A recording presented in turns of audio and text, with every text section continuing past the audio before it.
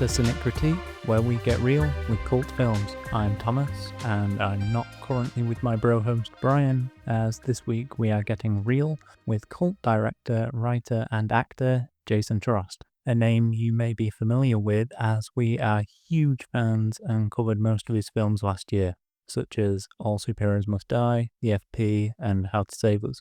JTRO is here to talk about his great sci-fi adventure novel, Invasion Outback, which I personally felt nostalgia for classic sci-fi series of the 90s from reading it.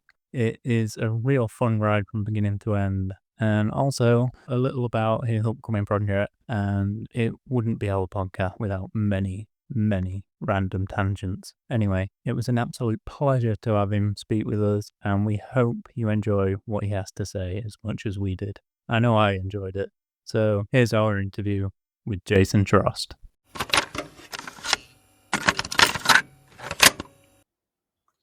Yeah, technology's a murder sometimes, isn't it? Oh, tell me about it. I'm sure as a filmmaker, though, it's something you have to keep up with, no? Yeah, and it's constantly changing. Whenever you're Yeah. like, oh, I figured that out, an update comes along and just destroys everything. Yeah. So, do you want to say why you're here? You're here for your book. Yeah, I'm Jason Trost, and I'm, I guess, an indie experimental filmmaker. I guess you'd classify myself, perhaps B movie. I don't think that's a bad word.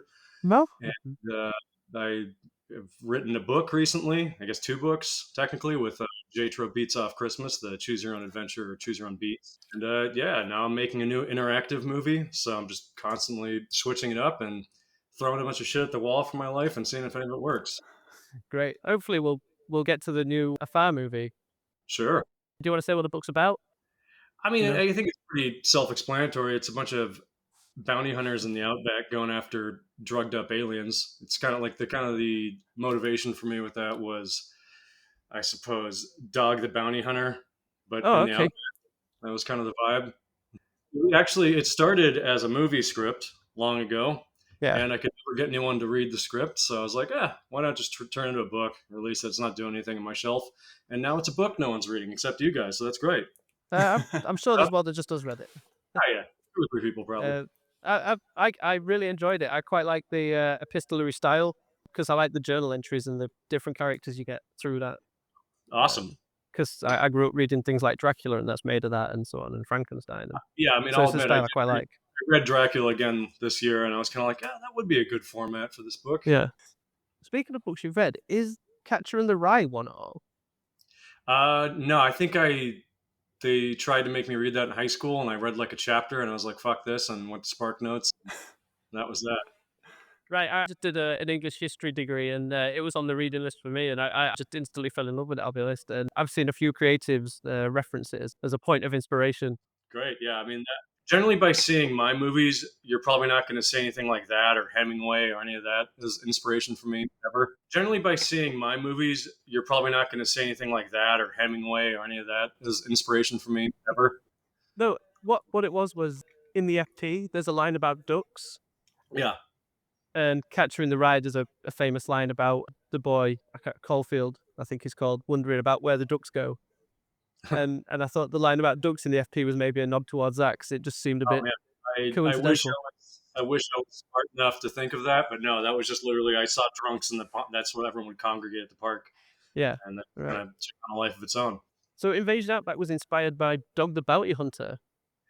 Yeah, Dog the Bounty Hunter. I got it. It started with, there was a lot of inspirations when I started doing that. I remember I was watching True Detective, and I was like, God, what about this with aliens? And then I was also like, what about Blade with aliens? And I was like, what about Dog the Bounty Hunter with aliens? And everything just started going in the blender, and it became that. Right. And the idea when it was going to be a movie, it was going to be kind of like a What We Do in the Shadows mockumentary style movie. That makes sense. Yeah. Yeah. But now it's a book, so maybe it'll be a movie someday. Who knows? A couple people read it. Who knows? It would be an easy movie to make, I think, because my brother here, the co-host Thomas, he's got some ideas. I'll let him shoot. Oh yeah. I thought it was inspired by 90s sci-fi TV. Oh yeah. It has your usual archetype characters in the team, and kind of reminded me of that sort of Farscape stuff. And that was filmed in Australia as well. So. Oh yeah. Now that I'm becoming an Australian filmmaker, I should have I have my permanent residency, but I'm going for my citizenship test at the end of the month. So then I'll fully be an Australian, so I can start really diving into that. But yeah, no, I mean, it definitely has like X Files is another big inspiration for me. Obviously, Yeah, I've always loved X Files. I mean, '90s in general, you're probably going to see in all of my work. I can't escape it. definitely. I think it's just that certain style. I even think 80s is in there as well. I think you said that as well, didn't you, Thomas? Yeah, I think it's yeah. probably mostly '90s, but yeah, there's always '80s. Yeah, you're never going to see me do like the new typical thing that's really popular in horror or sci-fi with those things where it's like so vague it borders on not even telling a story at all. But if you ask questions like "What was that about?" you're apparently not smart enough to get it. But I'm like, I swear, they didn't even write a script. It's just a bunch of fucking noises and shots, and apparently it's genius. But you know, that's a vibe, and that's what's popular now. So that's very much not me. Yeah. There's a character in the book, Roland Abbott, Oh yeah, and his dialogue is very similar to what you find in the FP. So I wondered oh if yeah, they were ever connected at one point in the creative stages. oh yeah. No, he was initially based upon Kanye West. And I was like, well, if there's this smug shit talking alien drug lord that wants to come down here, who's Right. like titled and this and that, it's kind of like I started writing it, and then I was like, then I started like kind of like diving into some Kanye like interviews and things like that, and I was like, oh, yeah, that's who this guy is. This guy is like a half alien Kanye. Perfect. Is there a character in there based on Trump at all? Because I can't remember what the line was now. I wish I'd have made the note, but it was very No, I mean, Trump-esque. I wish there was because this was actually written before Trump. I mean, he was Right. obviously alive, but like he wasn't president before Yeah. the first draft of this way back when. But I mean, I don't know. There's a little Trump in all of us if you're American, right? I don't sure as a Brit. Hey, We would probably say yes. there's a reason I live in Australia. Let's say that. Yeah. It's for that democracy sausage, I believe it's called, no? It's great, man. Vote, you get a sausage, go to Bunnings, get a sausage. That's our hardware store. Right. They love their sausage here. Yeah. I believe they have sausage rolls there too that aren't particularly American, and we have them here, no? Oh yeah, sausage rolls. I mean, the delicacy that I love the most, and I'm sure you probably have it in England as well, is the meat pie. Because there's such a variety of meat pies here of different flavors Uh, of meats and all the different things. Like, do you have that over there, or is that in Australia? we don't particularly call them meat pies. We have like steak and kidney pie, pork Shepherd's pie. shepherd's pie, but that's shepherd's pie is Is that it? not You pastry. only, you only have True. 3 options. Oh, there's probably loads, but it's rare I eat pie, to be honest. But there's Okay, quite a few pies. Yeah. Our pies, it's like so many different. Like there's curries and pies. There's chicken Oh, pies. I've never seen a curry in a pie before. There's so many different pies here. Like they even have like the fast food place I love here, which is called Pie Face, which is just a variety of different pies. It's great. Pie with a face is their logo. Yeah. Clever. In Britain, we have Dennis the Menace. Oh yeah. Not as a store or a fast food place or anything, but there's a character in our version of Dennis the Menace called Pie Face. Oh, interesting. Because I don't know if you know, but there's 2 versions of Dennis the Menace. They were created within like, the same week. I had Dennis the Menace in America. What are you talking about? Yeah, exactly. Yes, but there's 2 different Dennis the Menaces. There's a Dennis the Menace, like an American one created by Americans, and then there's a Dennis the Menace, a British one created by Britons, and they were created, I think, in the same week of the same year. Weird.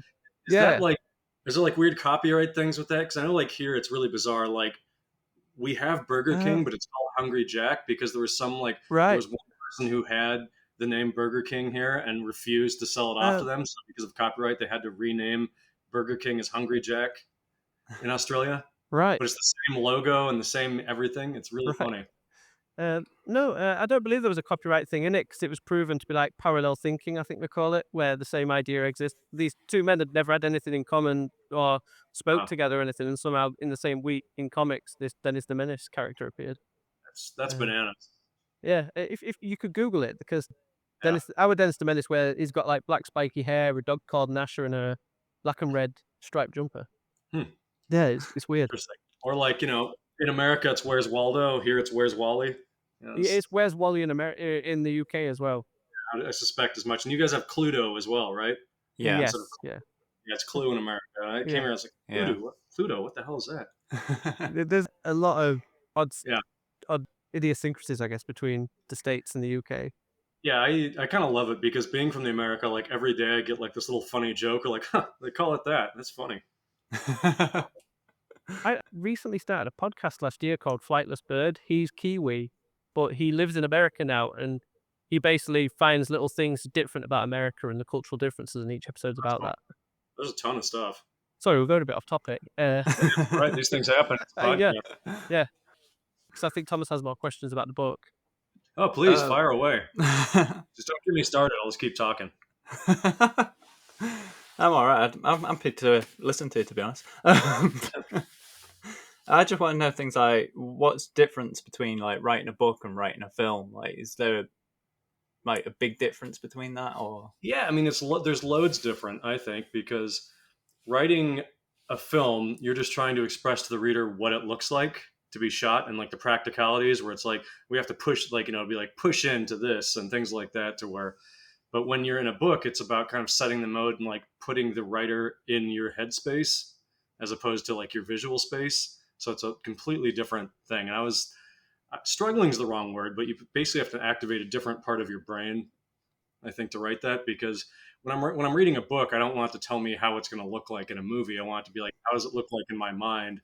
And my favorite part about books is that every like 5 different people could read the book, but they'll all see a completely different movie because your mind generates your own movie from it. And I think that's a really cool thing with books. As to where movies, it's very much like this is what you see, and I'm telling you exactly how it's going to be, and the other thing. So it was fun. There's a little more freedom, I think, with a book, because constantly in a movie, you're like, God, that scene's too long. God, that scene's too long. Take out a paragraph. Take out a paragraph. Got to get it down to 90 pages. But in a book, you're like, screw it. If I want to go off tangent here a little bit, it's kind of fun. That's okay. But in a movie, that'd be boring. But in a book, it's quite interesting. So yeah, it's totally different, actually. Yes. Did you get to like expand on more with it being a book than what you had as like what you're thinking about? Absolutely. Like it was fun coming up with like little glossary at the beginning that explains what all the different aliens are and things. Because in the movie, it's really hard to put in that much information into explaining what all these different aliens are. But I'm like, it's a book. I can give you a first chapter that explains everything. Now, if I talk about somebody, you know exactly what it is. With like weird, crazy aliens. But in a movie, you have to do like little cheats where it's like, oh, don't do that because they're tentacles, da da da da. And it's like this weird little piece of dialogue that gets thrown in. But you don't do that anymore when you just have the little cheat sheet at the beginning. I quite like that. It's a bit different. And when they got introduced later, it really helped me like think about what they were like described as at the beginning. So that's great. And I also thought like, I mean, that was the hope. And I also thought that like, oh, if you didn't really read this, you can flip back and be like, oh, what was that? Yeah. Okay.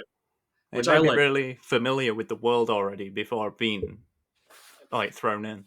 Yeah, which is great. I mean, my favorite thing, and I think you can tell with all my projects, like my favorite part about movies, books, whatever, is world building. Like, character story, I like that stuff a lot, but world building for me is always a lot of fun. It's what I always respond to the most and what I read and watch, I think.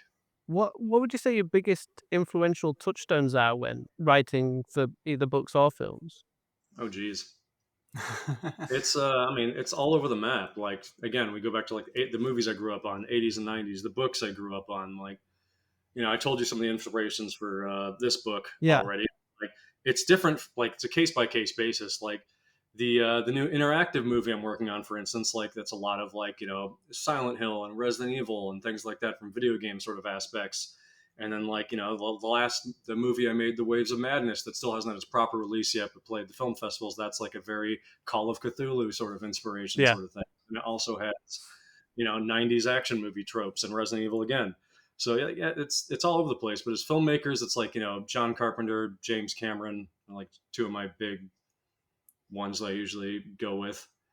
And what I love, like going back and like watching John Carpenter movies, which I just had to do when I was making this promo for Afar, was that I was watching The Fog and I was like, it was so great. His movies used to be so simple. They tell a very simple story. There's very simple characters. Takes place over a day or two. It's like there's nothing complex about it, and it's amazing. Now you'll see these horror movies, and I'm like, The Fog starts, title sequence, the fog's already there and it's happening. Like the movie's, it started.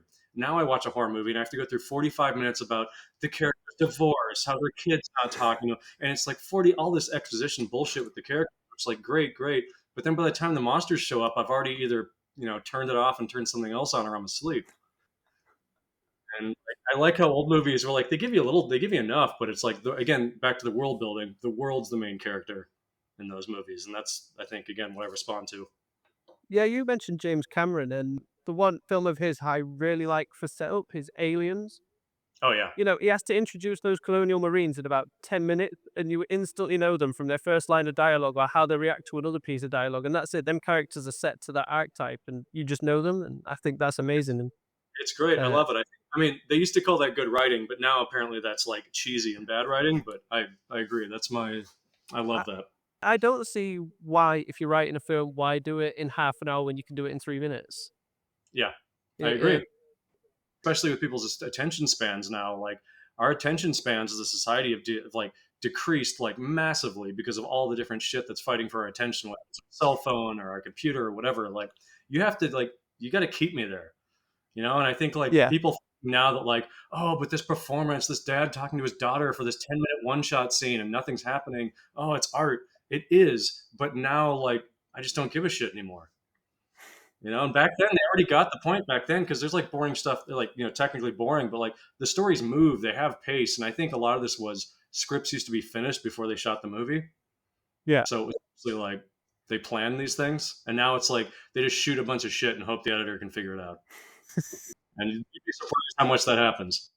Yeah, that's something I actually like about James Gunn as a current filmmaker. He seems to know exactly what he's doing. And in a way, I think you're akin to that. You seem to have this old 80s style of filmmaking where you know exactly what you're doing when you're going in. And from what I've Yeah. heard from James Gunn talk, especially for this new Superman film, it sounds very similar. He's like, I've not filmed it unless there's a script ready and we know what we're doing, and we'll sort it. You know, there's certain bits that you need pickups sometimes, I understand, on bigger films. Yeah, which is crazy. I mean, at being like an independent filmmaker, I'm very much like you have to be ready. You don't Yeah. have money for money business. But in these big movies, like it's shocking the ones I've worked on where you're just like, what the hell's going on? Nobody even knows what they're doing. Or like they just had to start shooting this because of a rights issue. They don't even have a script yet. They're just shooting stuff, seeing what happens. But yeah, I mean, the thing is like I definitely and you know like James Gunn, like people like that, like I admire because like I definitely know what I'm doing with my movie. Whether or not you're gonna like it, that is not up to me because I'm not making it for you. I'm not making it for anybody. I'm just making something where I'm like, I think this could be really cool, and this is what I want to say. I'm going to stick to that and make just that. It's okay if you don't like it. I'm just going to promise you haven't seen it before. That's the only promise is you will not have seen it before, and it's going to be exactly what I wanted it to be. Whether you respond to that or not, it's not up to me. But I feel like with like art and things like that in general, like imagine if paintings and like this comes back to like Rotten Tomatoes and things like that, where imagine if everyone was supposed to like a painting. Like you go in there with art and you're like, got 100% of people, they fucking loved Mona Lisa. It's a hit. I bet if you have Rotten Tomatoes where it's like 50-50, you're like, it's not that great. And the 50 people are like, you see it up close. It's, you know, like art's meant to be discussed and it's Yeah. meant to like half people don't really understand, other people do. And then you discuss and you talk about what it means. Now the whole like 90% of people thought your movie was okay. That's certified fresh. I'm like, certified forgettable is what it is. Yeah, I'm not a big fan of them aggregated websites. I prefer to watch something and make my own But opinion, so I'll watch any the film. reason I bring it up is it's kind of destroyed the film business. A lot of people point fingers at streaming Yes. and the other thing. The Rotten Tomatoes, I think, is one of the biggest polluters of film quality, if you will. Yeah, it seems to have stripped back what people look for. I've heard Yeah. people say, I'm not watching that. It's only like 50% on Rotten Tomatoes, and it's like, I'm constantly like having to be vigilant with people, like because I have a lot of friends here that aren't in the film business whatsoever or anything, and like we'll watch movies and like, but this is a 90%, and I have to like sit down in front of the TV and give them a little bit of a speech about why that doesn't matter, why this movie's probably going to suck because it has 90%, because 90% of people thought it was okay. Go look at the reviews; most of them are like a C average. So we're having 90% of people who thought this movie was a C. Is that what we want to watch, or we want to try something out that has a 50, where like 50% of people gave it a 10? And 50% of people give it a 1, but we're going to get something. It's going to be entertaining. Let's try that. you can even enjoy a bad film sometimes, you know, because it's either that or there's something quite funny about it, like The Room from Tommy Wiseau, which I absolutely love. I've seen it 3 times in the cinema now for a few reasons. But that movie, I think why The Room is so great and a cultural phenomenon is it's genuinely bad. But it's genuine in a way where like he genuinely tried to make something good, but failed. And the whole experience is quite funny because of that. Like, and I think this is like the love of B movies, and it's something that I try to, keep going. When people try to do like the fake B movies, I don't think it really works because the magic of B movies was a lot of people trying to make something that was way beyond their means and failing in the process. But the heart's there that they were it's genuine. They were trying to make they were trying to make something good, not bad, but they just couldn't with whatever they had at their disposal. But when people go in with like $20 million and they try to make like a fake, bad, cheesy movie, I'm like, that's not what B movies are. They're funny because they're endearing, and like you're watching people do like what you did in high school and failed doing it, and they had the courage to go do it, and it's like there's a genuineness to it that I love. And like, yeah, that's why The Room was a phenomenon, I think, because it's genuinely, he says now he meant it to be a comedy. That's not true. He tried to No, make it's obviously not true. it in his first language, and magic happened. I accidentally bringing up The Room, actually. Do we mind if we just segue? Because if I'm Yeah, right, sure. there was Disaster Artist, wasn't there, based on The Room, and it's your brother as the cinematographer on it? Yeah, Is he that right? was. And he That's was the cinematographer on the first FP, which is beautifully shot. Probably the best. No offense to your other films, but the FP is the best shot film in your catalog by my standards. Well, thanks. I mean, then again, it's very contentious. People say it's the worst, so who knows? For the first FP, really? It goes back and forth. You'd be surprised how contentious the look of that first one is. And a lot of people say the second one blows it out of the water, so who knows? And then a lot of people say it destroys it. So I don't know. Like, everybody's all over the place. But your brother's clearly got a good eye, and he's gone on through Hollywood in his own route, hasn't he? There's a reason why he's very successful, and he does a lot of very big movies. Yeah. I think he directed American Pickle the other year. Yeah. And that was up for awards as well, though. Not that I know of, but right. It was discussed then at the time, but I could be wrong. That's the PR thing. Like, the trick is, like, you give things award buzz before it even comes out, and then people like retroactive, like, oh, this movie has awards buzz. I know I like it. And you sit down and smile. It's a PR thing. Yeah. Going to your family, I mean, your sister's done costumes. All Superheroes Must Die. Yeah, she did that. Yeah, she had like 2 weeks to do those before she went off to be on Project Runway. And we didn't talk to her for like 3 months. She was sequestered. Wow. I really like those costumes. You know, all the hot takes. Everyone always tells me those are the worst superhero costumes I've ever seen. That movie in general gets shit on so hard. Like, that is by far my most hated film. There's no debate there. Like, that one's in the toilet. That was the one that actually brought us to you back in the day. That's incredible. I'm happy. Because we grew up in the 90s on like comic book based animation and comics and so on. So did I. The trailer came out and was shared on this website I used to follow at the time called Geek Tyrant. Geek Tyrant. That's the one. Yeah, you knew it as well. I remember. Yeah. And I was like, wow, this looks great. It looks like real superheroes in a world I haven't seen, because the fact you had James Remar in it from Warriors was just incredible for me, because Warriors is one of my favorites. I actually had James Remar sign my DVD at the time when he came to a Comic-Con over here. He's awesome. He's an old family friend, and that was my one favor. And unfortunately, fortunately, he's in it and it's great. But unfortunately, I blew my one favor on a movie that everyone hated, so it's not getting it back. But that's definitely a movie where I learned just to stay the fuck away from superheroes, because if you try to do anything remotely different with superheroes, like, they're the most toxic fan base that I've ever come across. Yeah. Like, there are good, it's the good and bad side. Like, obviously, they're very good, sweet people in there, but like, the loud part you hear about online is like relentless. I still get hate mail like once a week from some random person on the internet. Will come up and be like, "Your movie sucks, you should die." And it's like, thanks. That came out 15 years ago. Go away. Get over it. That's so sad. I made it for $20,000 with my friends for like 2 weeks. Piss off. Lucas Till was in that as well. Are you still in touch? Because you did. Yeah. Is it Wet and Reckless? It's called with him. Yeah, Wet and Reckless. Yeah, great one. Yeah. We're still in touch. Like, we were living with each other back then. We're best buddies at the time and all that. So we're still in touch. It's just like the pandemic threw everything off. I moved to Australia. Like, I'm still in touch with people, but it's all a different, like, remote type now. Like, nobody is in the same state or country or anything anymore. Everything changed. In the little bio section at the end of your book, you say that you grew up on film sets. Yeah. Or around films and stuff, which I knew at the time because I'd done some research on you before, because I'm a stupid fan. But your dad was a special effects coordinator on one of the most cult classic films of today, I guess, with the 95 Mortal Kombat. Oh, yes, he was. And Mortal Kombat Annihilation. Yeah. Yeah, that's not so much talked about. That's where I met James Remar to circle us around. Yeah.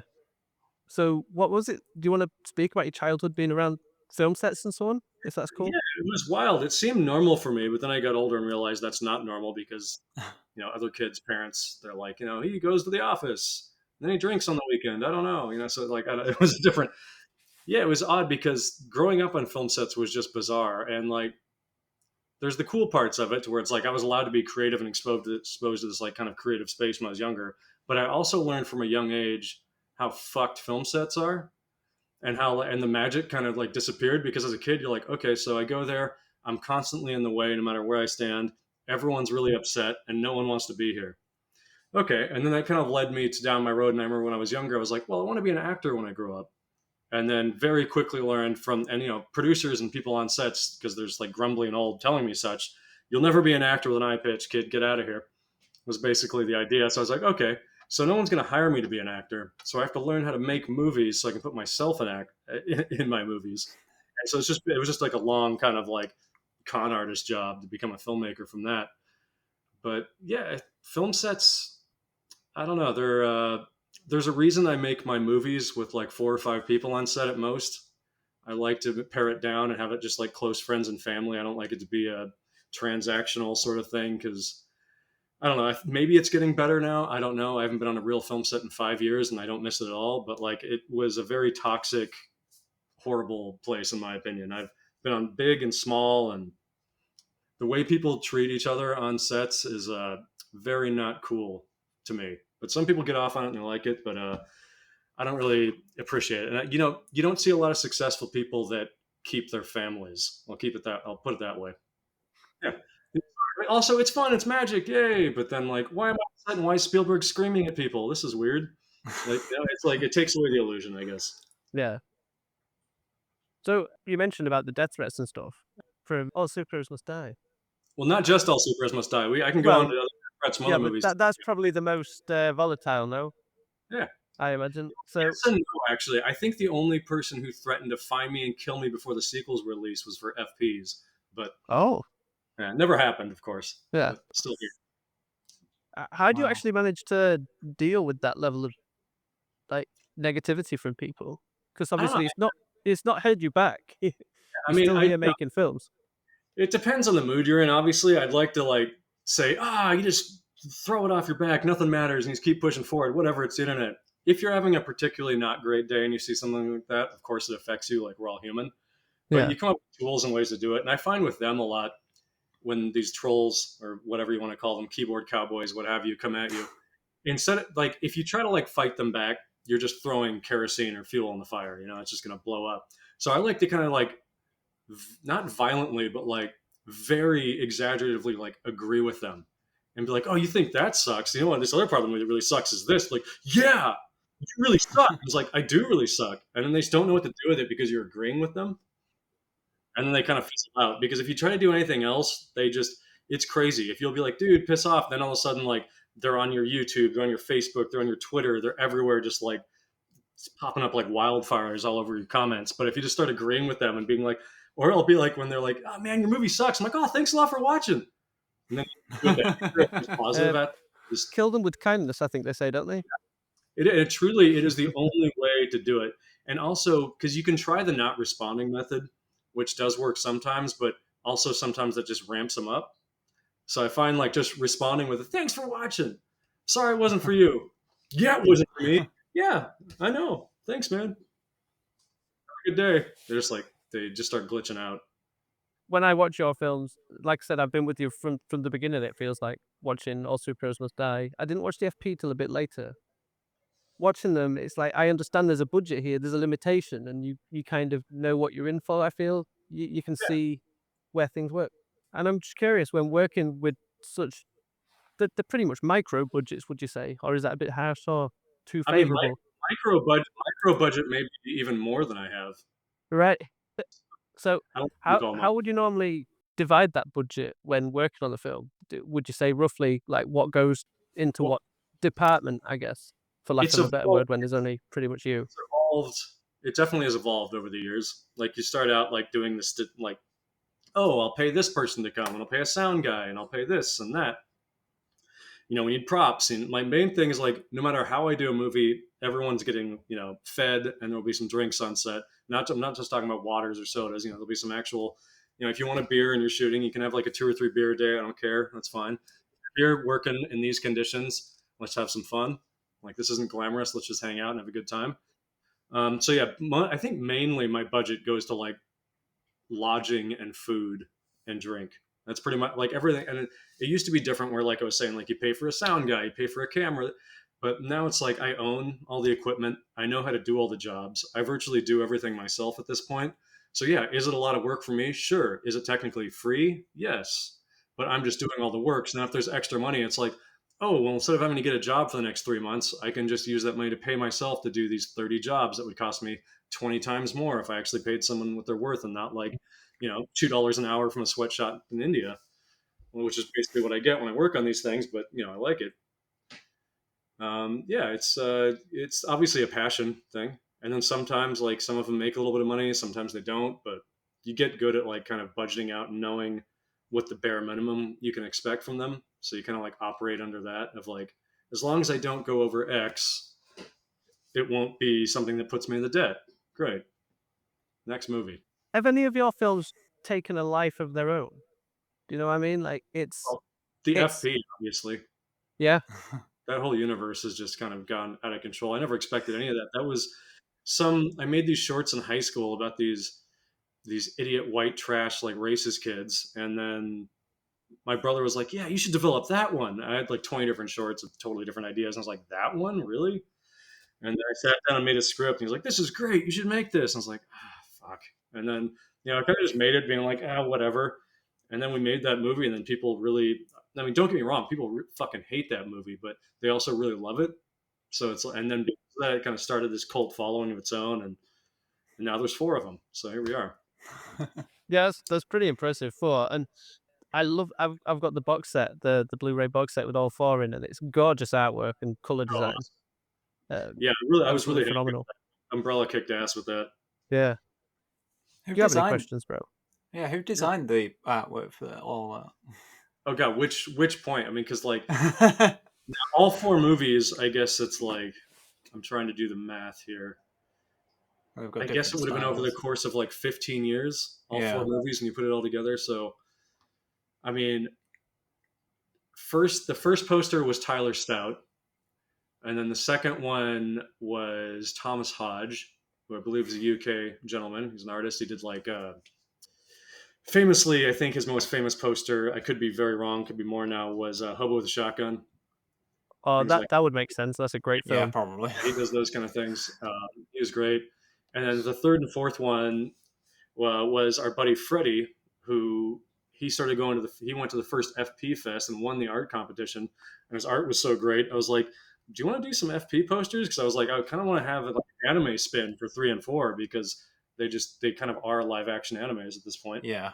And then he responded to that, and there we were. And then I'm not sure who did like the actual like box set at Umbrella, but I know Umbrella did like the wraparound cover with like the beat pads and all that. But so there's been again, taking on a life of its own. There's been so much fan art and other art of the FP movies over the years, but those are the main guys. Film design writers. Say. Sorry, I just had like Bro, Mike. You sound like a robot. Is it? I don't know what's up with it, dude. Better? No, man, it's all buzzy. It's like a robot. Different. It's a headache, man. Oh. Yeah, man. Yeah, now you sound like you're like Stephen Hawking. Yeah. Terrible. Hang on there. I don't know what's up. I'll just my ears. No. No. Oh, yeah. What about No. Should we do the old fashioned like turn it off and turn it on again? other back? All right, he's gone. What's that like? That's much better. Yeah, that's better. Great stuff. Yeah. Yeah, off and on again trick. That classic. Don't know what happened. That's actually a classic thing from a British sitcom called The IT Crowd, if you've ever seen it. No, I haven't. I do love British humor, though. The IT Crowd's a classic over here from Channel 4. That's got its own Okay. cult I just following. want to write that down. Yeah. What were we saying before my mic went all shitty? Oh, I was on about your it's hard to cover know. art. I was saying that Oh yeah. Blu-ray release, I Oh, think no. through your own marketplace somewhere. And are they based on Sega covers? Yeah. The ones I did were all based off like Sega Genesis games because I was like, yeah, I guess all of my movies could be considered Sega Genesis Right. games. I I love that vibe. think that's cool. I'm thinking of upgrading all my ones that I do have to them covers, you see. Because I'm sad. No, Brian, because they're good I mean, covers. They that's are, but why. like Yeah. just owning it in duplicate. I understand there's no need for it, but I just do like them covers. Yeah, I've got a couple duplicate things. It happens when you're a Yeah. collector. I could get rid of that, but then what happens if one of the other copies goes down? Especially in the age of streaming where they just like delete things. I'm like, maybe I want an extra copy of The Thing on Blu-ray. You know, Oh, I think we've got a friend like that, haven't we, with The Thing? I'm gonna say that sounds familiar to me. I mean, I don't have a huge problem, but there's a couple things where it's like there's been multiple versions over the years, and I keep them just because I'm like, just in case, I'd like to have this movie. Yeah. So you mentioned it briefly, Waves of Madness. I was hoping to get to one of the conventions or whatever you want to call it over here that were playing at film festivals. I think it was playing in October time at one in England. Yeah, it was that was like they have an on-site film festival. That's the Soho Horror Festival, and there's the Soho at Home Horror, which I think ours was in the at home portion where it was like the online festival version of it. Yeah, that's what I wanted to do, but I couldn't seem to just choose that one film. I know. I was a bit confused by that as well. I was trying to like look into that so I could send people a link, like come here. But like I think like if you do the at home thing, you had to like buy into the whole festival. Then I think you had. I understand if it's a bit too much if you just want to watch this one movie. I mean, there was maybe a couple others I was interested in, but I didn't want to pay full price to just watch a portion. You know what I mean? It seemed a bit stupid. Yeah, which is totally. If you're doing an online thing, you should make it so you can just buy into the film you want to see. That would make more sense. I agree, but this takes us back to technology. It might be hard to police it that way. Maybe. My own like doing FP Fest, I couldn't just like sell tickets to one panel because that'd be a nightmare to run since there's like two of us running it. So I assume it's something like that. Right. Will it will be getting a Blu-ray release now? Yes, we will. Umbrella is also releasing that, so it should be a pretty rad like box set release at some point, and that's going to be this year. I'm just not sure when. I'm hoping like before the first half of the year because initially we were thinking about releasing it sooner, but I know they've got some plans in the works I got to talk to them about. So basically, in the meantime, while they figure out the release, I'm going off and making this other little interactive movie because I like to stay busy. Because I was just going to jump straight into the sequel for Waves of Madness. Like I've got the script and I was ready to go, but I was like, maybe I should wait until this releases before I start the second one, just in case. Maybe it'll be a book. Maybe people totally hate it and I just don't need to go back into that. But it seems like people like it at the film festivals. So I mean, it looks great and it's a brilliant idea. Yeah. Yeah, thanks. I mean, again, I guarantee you'll like it, but you haven't seen it. I mean, so far, what would it be? 8 for 8? Yeah, great. Well, yeah. A lot of people like this one the best of my movies I've heard. I've also heard it's the worst thing ever. Do not watch! ! Times 3. So who knows? I watched a trailer just before this and I thought it looked great. So Great. Well, it's more of that. It's just 60 minutes of that and then an epilogue.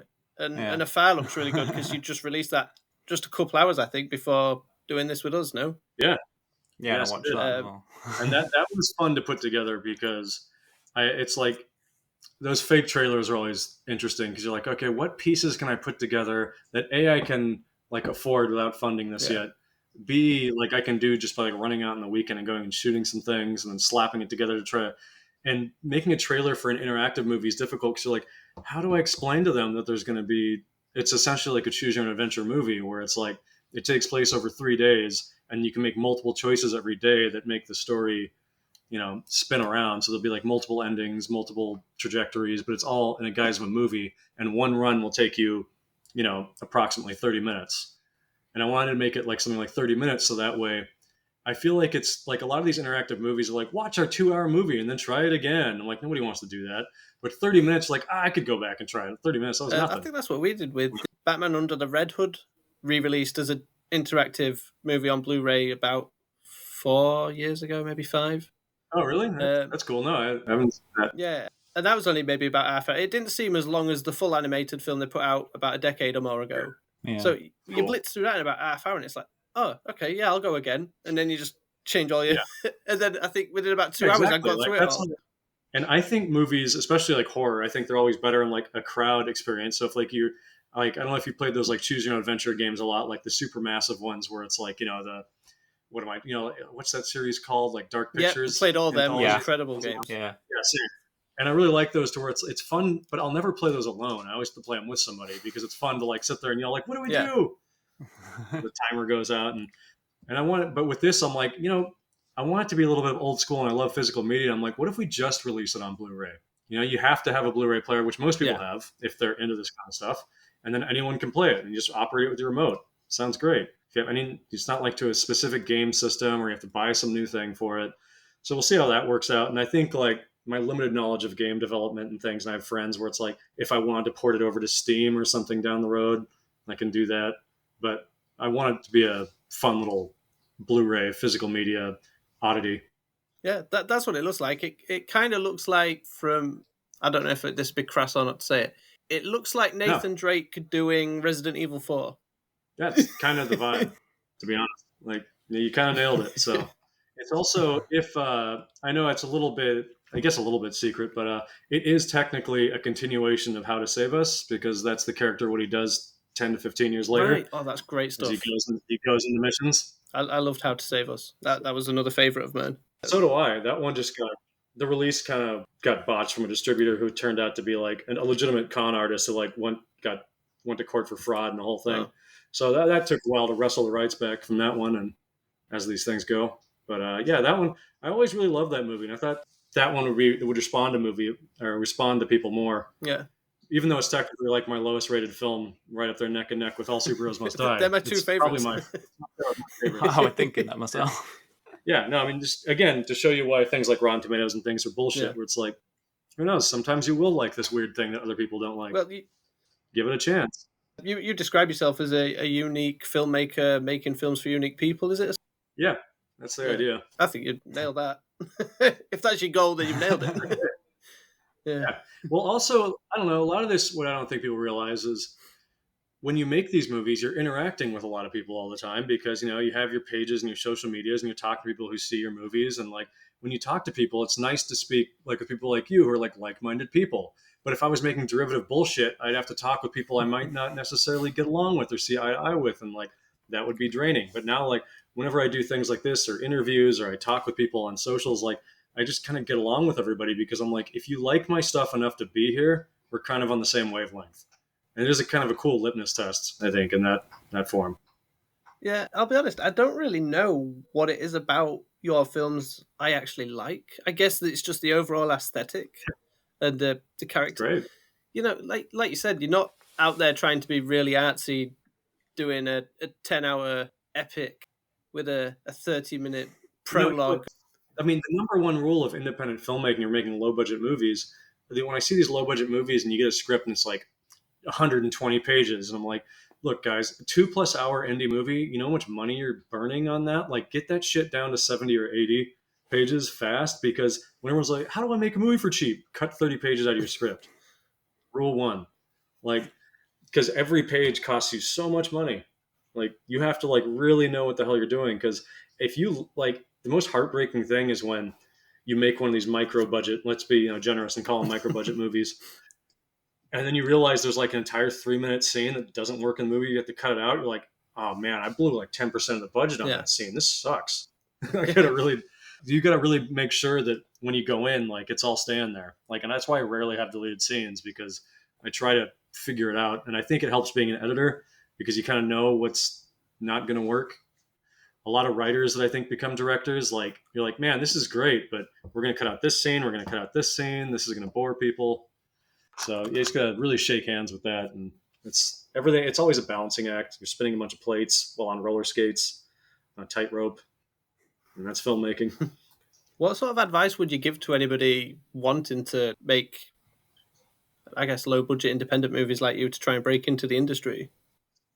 I mean, that's a good question, because I haven't really broken into the industry. But I guess what I would tell to somebody who's less jaded than me, that's younger, I would say, don't try to be other people. Try to be yourself. There's enough people out there being cover bands And like, I guess it goes back. Let's dial it back. It's like, I guess you have to be like, are you an architect or are you a contractor? And I think there are two very different filmmakers, and it's fine either way, because a contractor is someone where it's like you get the blueprint from the studio or whoever your boss is, and you make it to order. You know, like there's the people where it's like, we want this to look like a 1990s action movie, and they go and make it just like that, and there's no questions asked, and you do it. That's a skill. And there's also the architect, which is, do you want to build your own house with no plans? You want to build the plans. You want to reinvent the wheel. That's a completely different trajectory. And that's a trajectory that's going to involve a lot more sleeping on couches, really having to fight for things a lot. You're probably not going to make as much money, but you're going to be a lot happier as far as your, like, I guess your soul is concerned and looking in the mirror sort of thing. But if that doesn't concern you and you just want to make a bunch of money and you're just here to like be a part of the movies, go be a contractor. But it's something you need to define early on because they are two completely different trajectories. And I think some people, and I've seen it a lot, they get kind of confused along the way and they never really ask themselves that question. And you'll have someone who was like an architect and they find themselves being a contractor, but there's no way out because they're so like knee deep in the system, and then they have a midlife crisis, and it's a whole thing. I will say that I know a lot of very successful people that are like high up in the studio system that I've known for lots and lots of years, and not one of them is there a life that I'm jealous of. So just think about it before you jump in, because it's a lot, and it's not getting easier with streaming and all these things and like unions and all that stuff, like what's been going on with all the strikes and like this. Basically, once tech giants started becoming the CEOs of movie studios instead of artists, like we're in for it. If you're just starting out now, it's like, I have no idea what to tell you. Just figure it out. Like find something new. I don't know, because everything changes like daily of the advice you could give to somebody, because what worked last year absolutely doesn't work now. And that's even for the big guys. Like, so I don't know. And it sounds pessimistic, but it doesn't have to be. You just have to think outside the box and basically have a good work ethic and get used to hearing no, and then be like, okay, cool, and keep going forward. Okay. Speaking of work ethic, yours seems to be pretty damn good for an independent filmmaker. You seem to constantly have a project cooking. Well, you kind of have to. You never know what's going to hit, what's going to work. Like, you got to stay busy. Otherwise, as Tom Petty would say, if you don't run, you rust. But yeah, no, I mean, I think independent filmmakers always have a better work ethic than a director, or like a director in a studio project, because a director in a studio project, you essentially sit there in your chair and you tell a bunch of other people how to make a movie. When you're an independent filmmaker director, you're actually making the movie because you don't have enough people to actually do all the jobs. So you have to have a great work ethic if you're going to be independent. If you're going to be a studio director, work ethic doesn't have to be that crazy. There's a whole team of 1,000 people doing whatever you say, and you're pretty much just like a traffic cop at that point. But how do you keep, say, your creative palette wet? Like, why is it not drying up?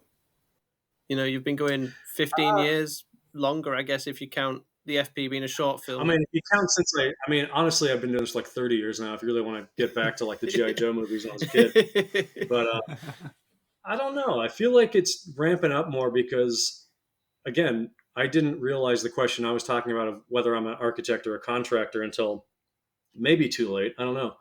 I think I realized that around FP3 and 4. I was like, you know what? I don't want to be a studio filmmaker. Why am I trying to go down the avenues to be one? Let's throw that aside and stop like pitching, stop doing this bullshit. Like the amount of time you waste pitching movies to like production companies and studios, they're never going to make because they're different. I'm like, what if I just say screw all that and just start doing it all myself? I'll start making it myself, start releasing it myself. And the only person who can tell me no is myself, which, you do.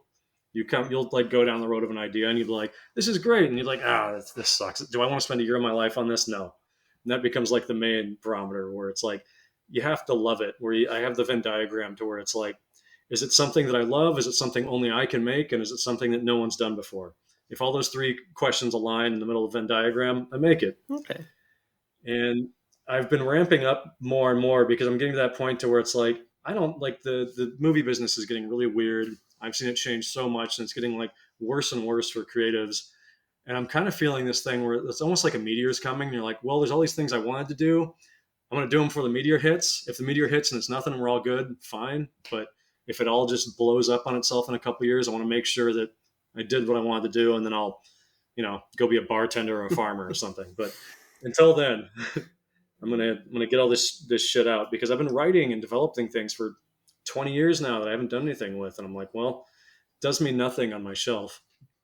So it may seem like I'm creating and doing a lot, which I am still, but like a lot of it's based on like going into my notes and like, oh yeah, this thing I always wanted to do, let's do it. That thing I wanted to do, let's do it. I'm not just like sitting here and like come to me ideas.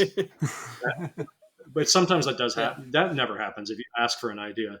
For me, it's like, oh, I'm walking doing something super important. Why did the best idea ever just hit me in the face? Oh boy. The best ideas seem to come when you're just doing your regular routine stuff, don't they? That's exactly it. Well, I mean, I've always been told it's like it comes when you're in a meditative process, right? So it's things like walking, driving, doing like household chores, shit where you're kind of on autopilot. That's when things are like for me playing video games. Like if there's like one of those open world games where you have to run around and grab a bunch of useless bullshit, that's usually when ideas will come too. Because I'm sitting there like, God, why am I doing this? And all of a sudden, an idea comes in my head. I'm like, why am I running around for 5 hours picking up loot that I don't need? Anyway, here I am. To go on about them open world video games, we're both fans of the Borderlands franchise. Oh yeah. And that was something I thought of while reading Invasion Outback as well. I was like, this is kind of Borderlands, with how the characters are. And yeah, there's definitely Borderlands in there for sure. I think when I wrote the original script for that, I was pretty hard in Borderlands 2 back in the day. That makes some sense. So that would definitely be in there. But yeah, the big sandboxy games does kind of fit. Yeah, they're getting a bit wild. I think they need to dial it back. Like when you play like these games where it's like it's 100 hours, but there's probably about 15 hours of like game in there and 80 hours of bloat running around and doing bullshit.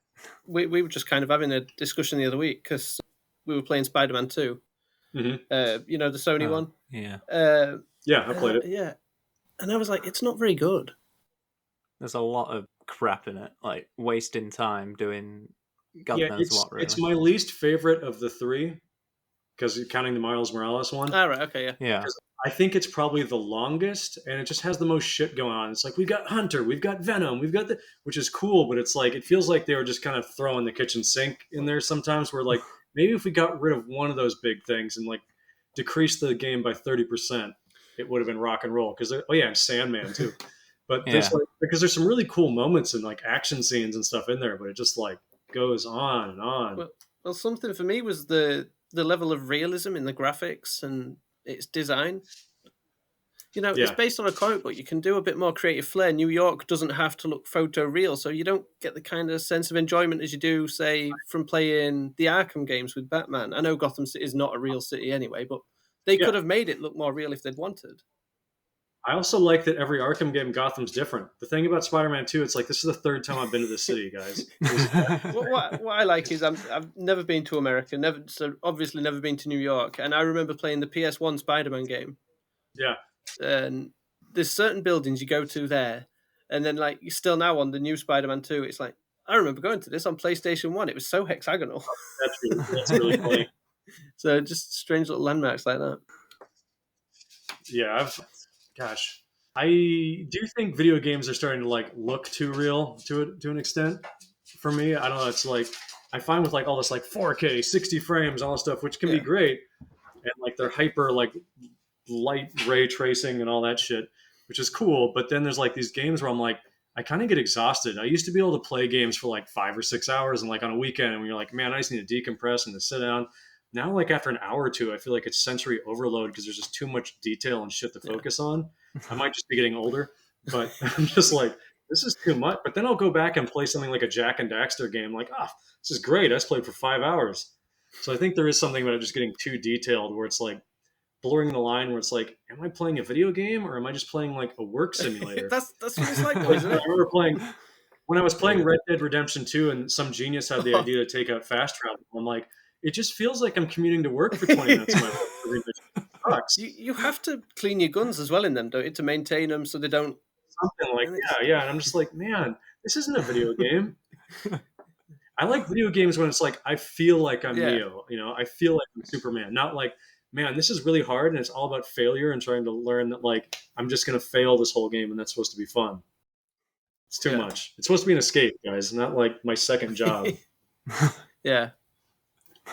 So what, obviously, I think you're a similar age to me, maybe a few years older. Be a 90s kid, no, really, than an 80s. Yeah, 90s. I was born in Yeah, 86. Yeah, So, I was 1990. oh, Yeah, nice. I think the games you'll have played growing up would be different to mine, but I'm just curious, what sort of games did you play a lot growing up, or films you were watching? Oh yeah. Like Well, I the mean, big. in the 90s, gosh, that's like when it all started for me with video games. Because I got the Nintendo when I was 3, so that would have been like 89. Because my brother and sister are 5 and 4 years older than me, so a lot of stuff happened to me a little bit sooner than Yeah. maybe it should have because they got it. Yeah, I mean, obviously, like the Mario games, like the Castlevanias back in the day, like Metal Gear Solids in the later 90s, the Resident Evils. I remember like Resident Evil 1 when I got that on PlayStation. I feel like that changed everything for me. I was like, what the fuck is this game? And like, that's still one of my favorite games of all time. Like, I'll play that once or twice a year. I go back and forth between all the various versions, whether it's like original PS1, director's cut, the GameCube remake, the newer one. Like, that game's infinitely replayable to me for some reason. Good choice. I'm trying to think of like, I mean, the early Crash Bandicoots, like Oh, Jumping God. Flash. Like, there was a lot of PlayStation back in the day. Rayman. Super Nintendo obviously had all the jammers. Like, and there was also Chrono Trigger, which was a big one for me. What's that one? I've not heard of that one. Final Fantasy. Oh, you've never played Chrono No, I've Trigger? never even heard Well, of it's a JRPG, so if you're not into JRPGs, run away from it. Ah, right, okay. But if you are, right. it's I amazing. can't say I've ever played a JRPG, so. You're missing some of the best stories in video game Maybe so. history. But it is a weird thing that I understand a lot of people don't like because it's like the turn-based, chess style playing video games while reading a story. Right. Yeah, because I was really into the Final Fantasies as well. I growing couldn't up. get into them. I think it was Final Fantasy VII. I sat and watched a mate play, and I was like, I have no idea really what you're doing. And then I borrowed, I think it was Final Fantasy X-2. I think it was 10-2. I ran up a mountain and fought a giant crab, and I was like, what the hell is this? 10-2 is a bizarre one to start on because that's a bizarre one on its own. But yeah, I mean, if you watch 7 and you're like, no, you're probably not into it. That's like as good as it gets. Although oddly, I really like the CG movie they did. Is it Spirits Within? Oh yeah. Really enjoyed that. Yeah, that's cool. I love the idea of that one, like the alien ghosts and a meteor and Earth. Like this awesome idea.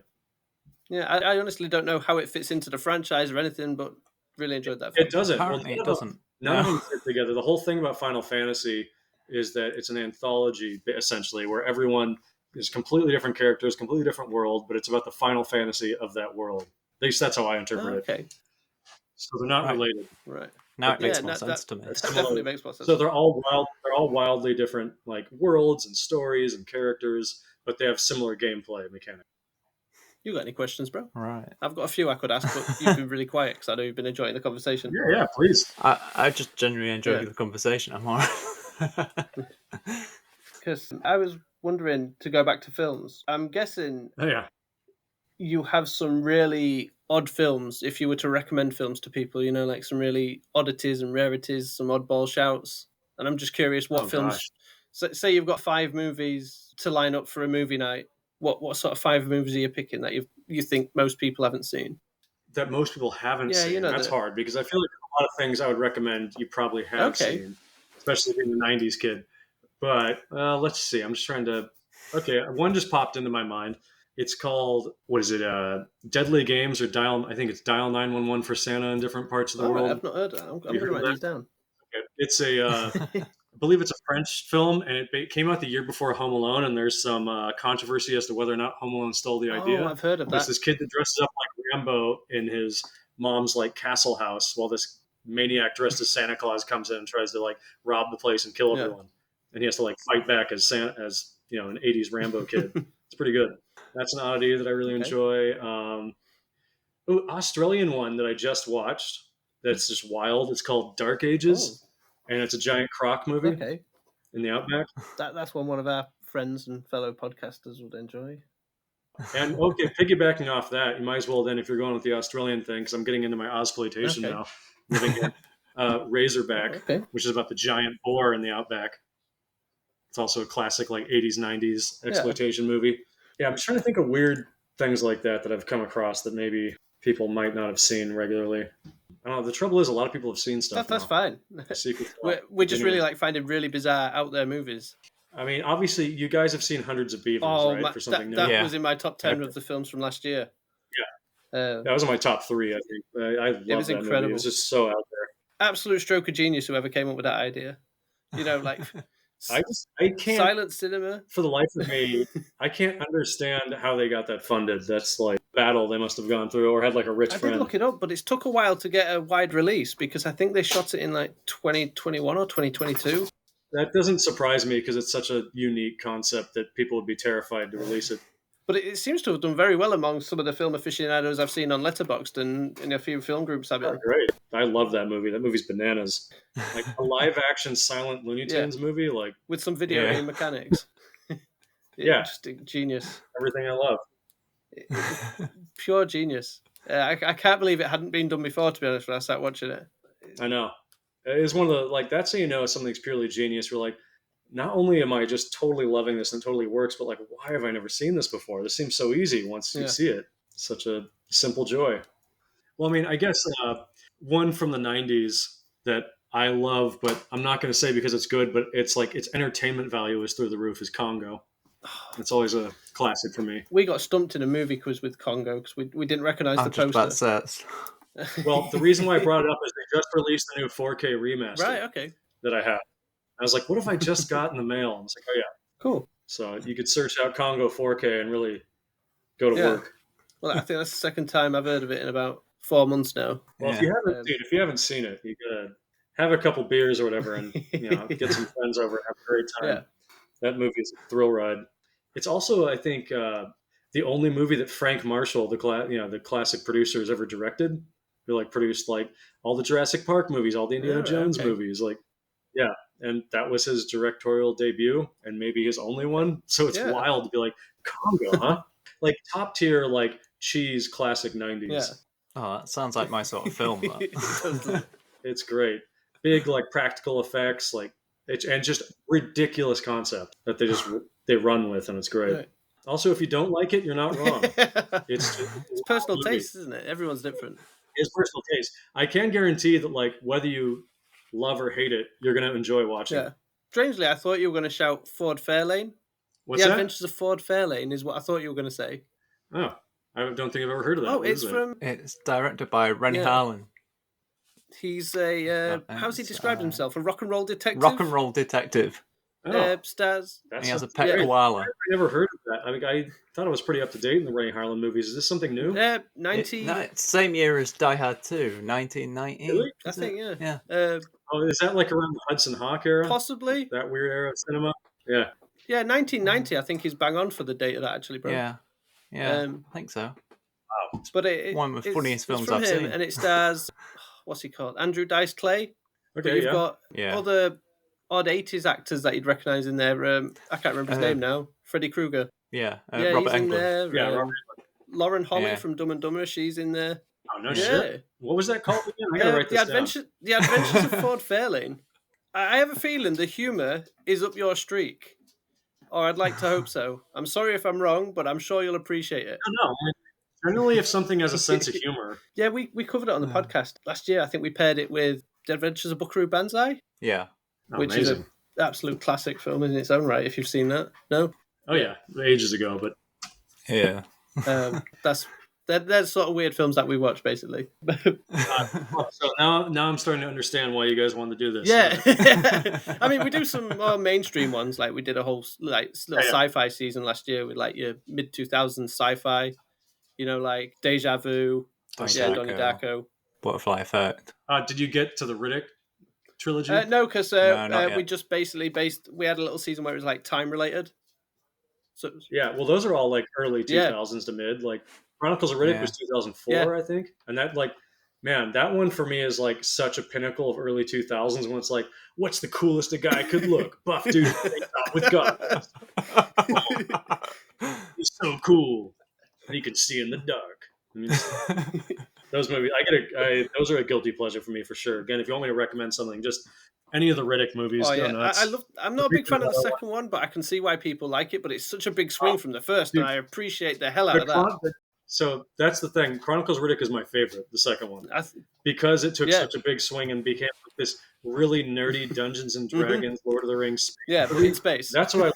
Like Pitch Black, I was like, oh, that's a pretty cool idea. That's all right. And then that one, I was like, holy shit, this is bananas. Yeah.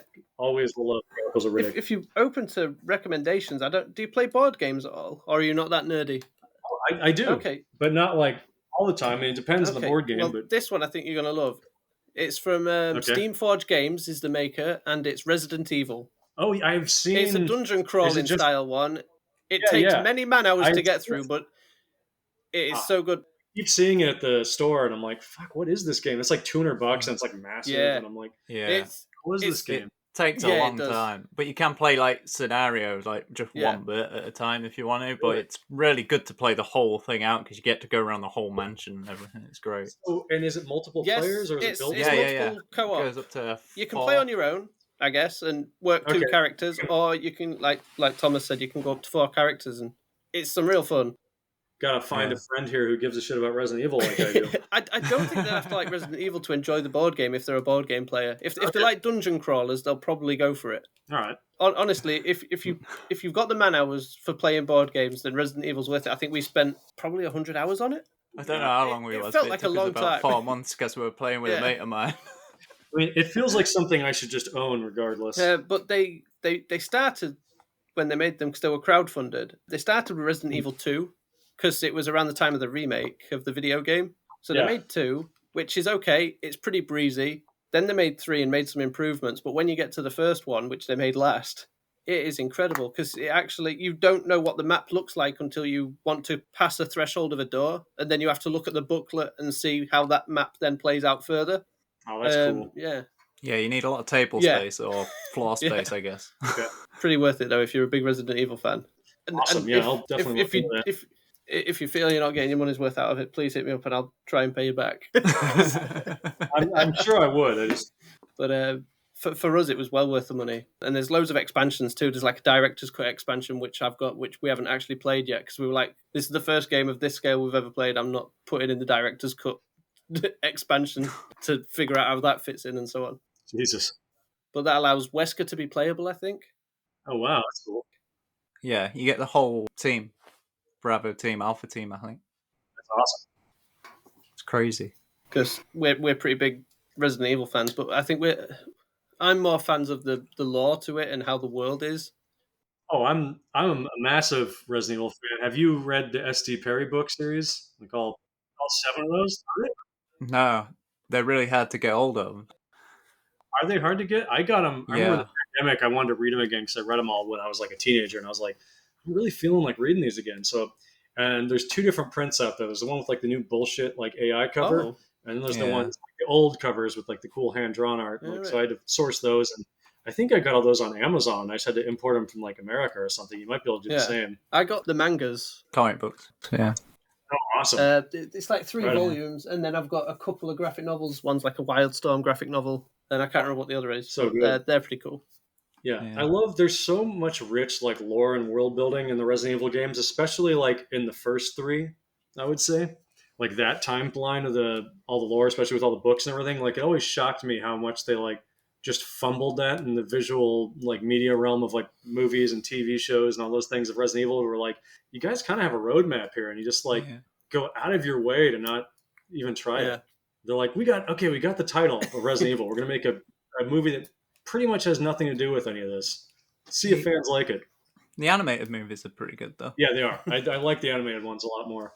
Yeah. Well, I do over time. It's really weird. I remember like first I didn't respond well to the Resident Evil movies for obvious reasons if you like the lore of the games because they're like so different. But then over time, I've kind of like gone back and appreciate them as like this alternate universe anime, just like wild B movie series. So I'm okay with it now, and I can go back and watch them. Oh, I wish I could. And I do. Yeah. Although, I don't know if this is a hot take, but I really enjoyed the latest one, the Welcome to Raccoon City. It might be a hot take. I didn't respond well to that one when I saw it, but I don't know. Mostly the aesthetics I really liked and some of the cast. Yeah. There was the aesthetics, but they did this shit where I'm like, it seemed like to me that like AI looked at they fed like the back box cover, like screenshots from the first 2 games. They fed those into an AI and gave them like a log line, and then the AI wrote a script of what they thinks Resident Evil is. and it spit out all this weird shit where like Chris and Jill grew up in an orphanage. Oh, and the mansion's connected to the town. Yeah. And like it's the water that made them sick. And then also Leon Kennedy is a fucking idiot. And he's like, oh, but it has the set from the game, remember? But the story is the best. And you're just like every time like that. I think why I had a rocky ride with that one was because like they would do something cool. I'm like, oh, cool. So it looks like the mansion. And it's like, oh, but then they do this. Wait, he's not Wesker yet? He has to go through all this and he gets the sunglasses? Like, what the fuck is going on here? They mixed him with Barry, didn't they? And Barry's one of my favorite characters, so that really upset me. Barry's the Banff, man. Like, we're about to be a Jill sandwich. Exactly. Like, come on. And then Jill's like got a thing with Wesker. I don't know. As a fan, that one actually twisted me up more than the Paul Anderson ones, because at least in that one he's like, okay, he just doesn't give a shit. He's doing whatever the fuck he wants. This one, like they were like, it seemed like personal hits. Like, oh, you want us to do that? Nope. And we're just like, why are you taking things and just changing them needlessly? It's like in the Silent Hill movie when they called the little girl Sharon instead of Cheryl. I'm like, was that necessary to make that kind of like? There's little changes where I'm like, why did the studio think that like Cheryl isn't a marketable name? She's gonna be Sharon. Makes more sense. And you're like, what is going on behind the scenes here on these movies? Where it's like, and then finally, like of things like Last of Us, they're like, oh, what if we just do it like the game? Everyone loves it. What a concept! Adapt it like a book. Oh man, The Last of Us. I really don't know how to feel about that. Which was the movie or the game? Yeah, the series. Sorry, yeah, series. I was like, oh, I quite like this, and I was like, why are they doing this? Why can't we just get on with what the game did, kind of thing? Yeah, I mean, they tried to make him less of a superhero, which I think probably made sense for the show. But it's weird, yeah, because I agree. There are some things where I'm like, why did you do that? Why did you do that? But then there's like the third episode was probably the best episode of the whole show, where it's a complete. Which one was that one? That was the one with. That's the one with. I know what you mean. His name. The love relationship in the house. I can't remember his name. It's Ron Swanson. That's the Bill character. Yes, and it's that episode, Nick Offerman. Thank you. God, I was blanking on that. But yeah, the Nick Offerman episode. Like, I loved that, and technically deviates quite a bit from the game. Just uses some of like letters and things to kind of fill in the backstory. Which is something I liked. Found the game, and I was like, I wish it would have done more of that kind of stuff, where it was like a compendium that adds like an anthology of little backstories, kind of thing. Because like that episode was fantastic. It was like one of the best movies of the year. What was, sorry? So I thought that was like one of the best movies of the year, that episode. It was like 90 minutes long. Was it that great. long? Self-contained. Wow. Yeah. I'm tempted to rewatch it again because I think season 2's out soon. Yeah, it's coming soon. I am too, because I think what's hard with these kind of things is you go into it with such a like, the stakes are so high, because like when something as precious as that first game, and you're like, oh God, I hope they do it right. So I feel like if I went back again, I'd calm down. Yeah, that's how I feel maybe. But I guess my point was just that like people, it's more well received when you're closer to the source material, which that one definitely was, than some of the other video game things, like Uncharted or something, and they'll be like a totally different thing, and you're like, why is Mark Wahlberg, a 50-year-old man, having a relationship with this 18-year-old girl? This is weird. I don't remember Sully putting that. I forgot Uncharted existed again. I forget it. I haven't watched it, so. Oh man, I did. Yeah, this was during the pandemic. I did a wild double feature where it's like I had an edible and I watched that, and I think that Morbius back to back. That was my. Oh, that was wild. Amazing. I got 2 Sony movies. I was getting slugged out that night. It was a good time, man. Those were wild watches. I'm not saying that Morbius is amazing, but I genuinely liked it. Yeah, I mean, it is a B movie. Like, that movie's insane. Like, all of those Spider-Verse movies, I've seen all of them. Same. The weird, like, bad guy. Actually, no, I haven't seen Hunter yet. Oh, Craven. That's it's pretty good. Yeah, no, I'm gonna slam. I'll do an edible and have some drinks and watch it with the crowd. And... Are you sure you're watching the right movie if you're taking an edible? Like, Yeah. Well, it's a fun factor thing. It's I'm adding +1 to my fun factor. You got a little stat sheet to keep tally then, and as you go through. Yeah, sometimes and you kind of keep giving yourself like a score and rate your HP and all that. Yeah, great stuff. I don't think I've actually got any more questions for you. And you said 90 minutes, so I'll just see if Thomas. Well, at this point, like people see if they're even still listening to me just gab on random shit. You got any questions, bro? I think you kind of answered everything that I actually had. Well, great. I'm happy if you're happy. I'm happy you spoke to us, to be honest. Of course. My pleasure. Great. I like talking to people, especially like-minded people like you guys. Thanks. It's fun. Thanks. What aren't fun is when you do the more corporate sort of podcasts and the bigger things where it's like, the established ones. Those ones are really weird. Like you come on these things, they're assigned to do a podcast with you. You can tell they kind of don't like your movie, but they're kind of like trying to like dance around that, and it's just really weird and corporate. Whenever you say something real, they just kind of like pause and go blank, and then anyway. So yeah, thanks. It's always refreshing, like talking with real people about real stuff. It's fun. Thank you very much for this. It's been absolutely brilliant having you here. You're the first actual celebrity guest we've had on. I was just a celebrity, please. But thank you. Thank you. In our world, you're a celebrity because you've made these brilliant movies that I've watched a few times and I enjoy them just as much every time I've watched them. Yeah, you're one of our favourite filmmakers, so... I really appreciate that. Thank you. Well, that was our interview with Jason Trost, A.K.A. JTRO. It was a brilliant experience getting to talk with him about his latest book, his upcoming project Afar, which can still be backed on Indiegogo for about a week from this episode dropping. Links to Afar's Indiegogo, along with a link for his book Invasion Outback, and his link tree can be found in the show's description, along with a link to Waves of Madness trailer, as that should be releasing on Blu-ray from Umbrella later this year. I have to apologise for my fanboy moments, and I hope you enjoyed listening to him as much as we did. He was very pleasant and candid in his attitude, which made it fantastic to hear his thoughts on the Resident Evil franchises. He seems to be more of a fan than we are. And speaking of survival horror with Resident Evil, thanks for listening this week. Tune in next week for some survival horror as we discuss 2011's The Divide and 2017's It Comes at Night. We are Cynic_Critique on X and Instagram, and Cynic-Critique on Blue Sky. Links to those and more can be found in the show's description. Thank you for listening. Please like, subscribe, and leave a review. Bye.